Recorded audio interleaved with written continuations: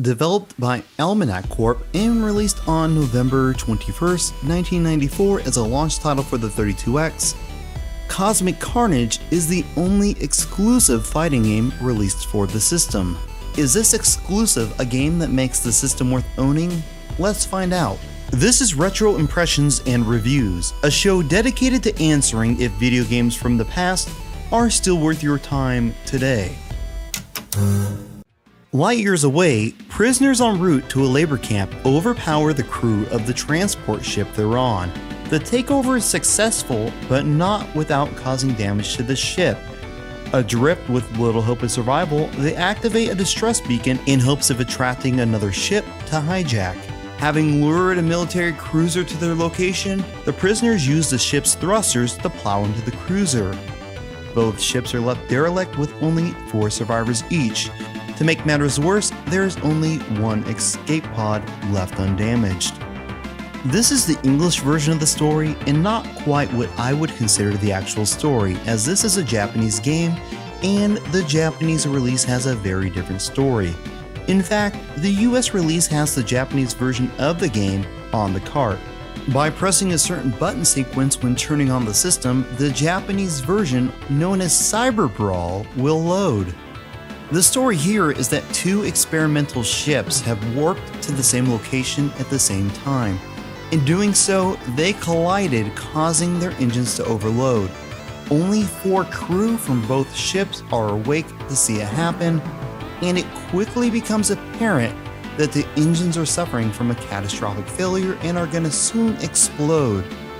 There is another small issue: only one escape pod remains after the collision. Whoever's gonna escape will have to kill everyone else to do so. In addition to the story being changed, every name was also changed with the exception of Naruto's. Also, the 3 humans were changed to non-human form. I think it's quite clear that the changes were done in part to avoid what could have been a potential M rating. After all, this game was rated for gamers 18 and older in Japan. This game has finishing moves allowing you to slice up your opponent at the end of the match. I don't think chopping a human in half who's only wearing underwear would have been T-rated material in the era that this game was released. So let's get into the game. Modes include 2-player and single-player. Not a whole lot of modes, but that doesn't matter as long as what we have is good, right? Well, that's an issue here, as they're not. As you might have guessed, you can choose from one of 8 fighters. The top row consists of fighters who can use armor, while the bottom row consists of fighters who cannot. The premise is about as basic as it gets. Select a character, and defeat the other 7 crew members to claim the escape pod and leave the ship. If you choose a fighter who wears armor, you can select between different setups at the start of each match. Each piece of armor allows for a unique special move and also affects movement speed. You need to be careful not to let your enemy target a specific body part too much, or the armor will break and you will lose access to the special move associated with it. It's a cool idea, but feels odd to only be implemented on half of the fighters. I also consider it odd that those fighters can lose moves and abilities unlike the other 4 fighters who don't have access to the armor.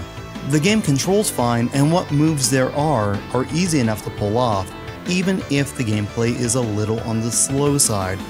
The fighting space feels very tight and restricted, but maybe it's not a bad thing here, as you can't dash or run unless it's ability based. This compounds the slow gameplay issue and doesn't really help things out. Like the other 32X launch titles, this game was rushed to completion so it could release alongside the system, and it shows. Every character feels more like a generic template waiting to be refined into something that's unique and interesting, something the player can become attached to. But this never really happens.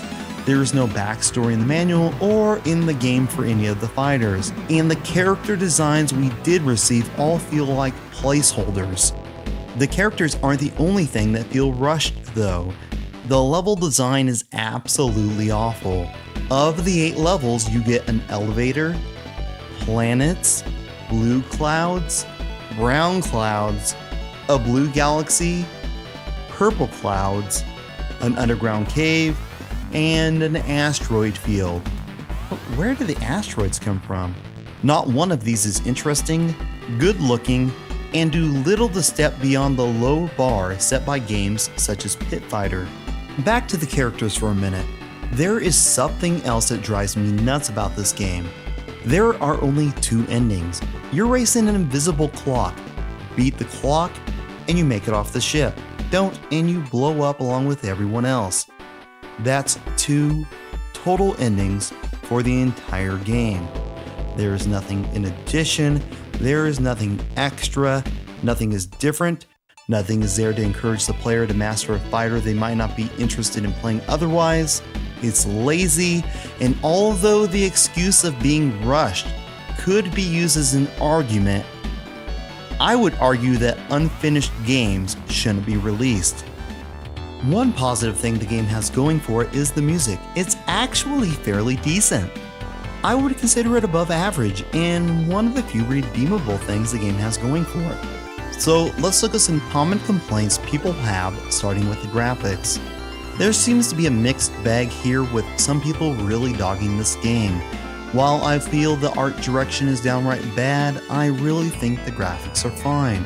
The character models, special moves, and movements all look good.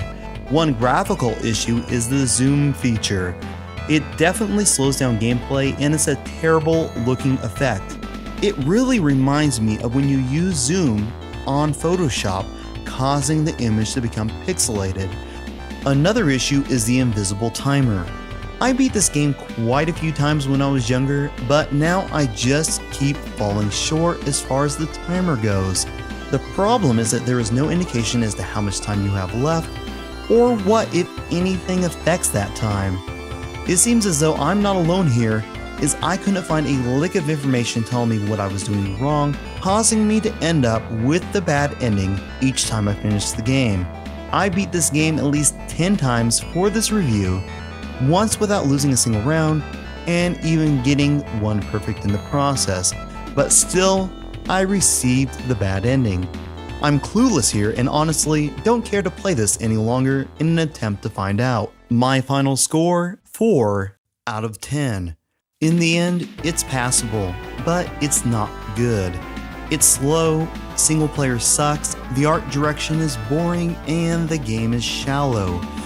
Unlike this snooze fest, there are better looking and better playing fighters on the Genesis that are actually worth your time. Thanks for watching. Feel free to leave a positive or negative comment letting me know your thoughts. Click subscribe and leave a like if you enjoyed the video. Until next time, I'm Jenovi, and this has been Retro Impressions and Reviews.